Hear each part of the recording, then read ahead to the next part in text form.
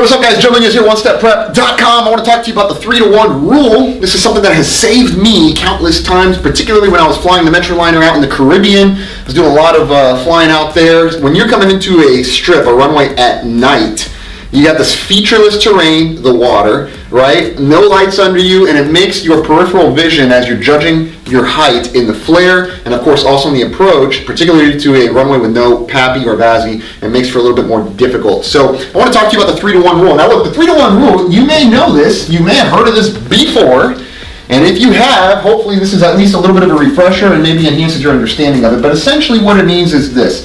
For every 1 mile that we go out this way, we need to be 300 feet vertically on the path, right? So for every 1 mile that we travel out, we're going to be another 300 feet up. So 600, we come out maybe another mile. So now we're looking at 3 miles out, we're going to be at 900 feet, okay? So what we're finding is for every 1 mile, this is the runway's end right here, okay? For every 1 mile this direction, right? You're going to be 300 feet vertically on the path. And let me show you how this has saved me and how it could potentially save you as well. I'm going into what I believe to be was Turks. Okay, Turks and Caicos. I was flying a Metroliner featureless terrain. I'm coming in over the water. It's nighttime, right? ILS is out of service. And we're doing a visual approach. Now, all the way down, I got these visual illusions going on. Like one moment I think I'm high, the next moment I think I'm low. It's all over the place, okay? And what I did was I said, you know what? I plugged it into the Garmin 530. Back in the day, I was flying with the G530. Didn't have any fancy FMS, no Honeywell systems, no Thales, no nothing like this, right?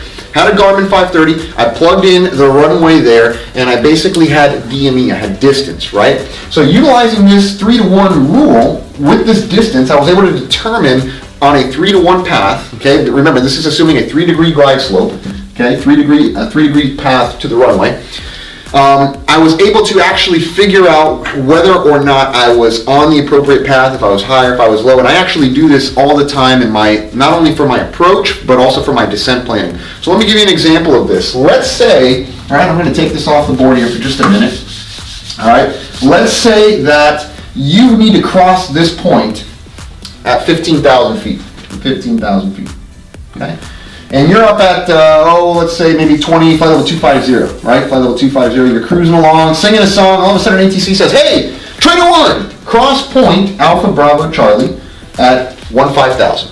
And now we need to figure out, okay, well, when do I need to begin descending from here? When am I going to begin descending down across this point at 15,000 feet? Well, the 3-to-1 rule is a perfect rule for you to utilize, okay? And I talk all about this in the energy management course. It's actually tailored more towards the A320. A lot of great tips though. It's not entirely for the 320, just a lot of awesome great things. For those of you that fly 320, you would find some things with the McDo there. But even if you're not, that's a course I recommend you check out. Now let me show you how you would do this. You're basically saying, well look, how much altitude do I need to lose, right? So I'm at 25,000, at flight level 250. I need to go down to 15,000, which means I have a total of 10,000 feet to lose. You agree?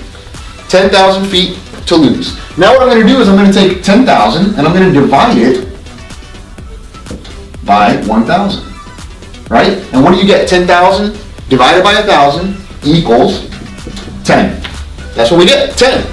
Now I'm going to do 10 times 3, and that equals 30 miles. So approximately 30 nautical miles away from point ABC, I'm going to begin a descent down to cross this point. Now, this assumes a 3-degree path all the way down, okay, which generally works out fairly well. And also, by the way, this assumes there's no speed change, because maybe they want you to cross this point not only at 15,000, but maybe it also requires a speed reduction. And there's a little formula that goes into that. Highly recommend you check out the energy management course. I go real in depth. I talk about all these different things in detail. It's available on our website, OneStepPrep.com. So check this out once again. Let me walk you through the math. You're basically taking altitude that we're at, altitude that we need to get to, we subtract it to determine altitude that we need to lose. We end up determining that we have 10,000 feet to lose. We divide it by 1,000 and we get 10. Multiply this by 3. We get 30, and 30 nautical miles prior to this point is when we will begin a 3-degree rate of descent down. At what rate of descent do we need to go down? Okay, I'm going to give you this little tidbit.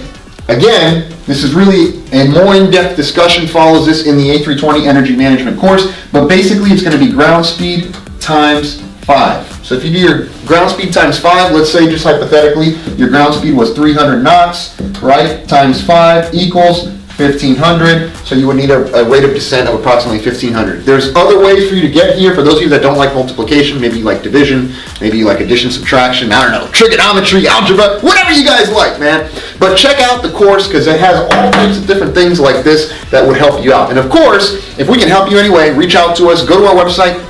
It is the number one. I'm going to write it on the board, big, so you can see it. In fact, I'm going to put it in blue because our colors here are blue. All right, so onestepprep.com.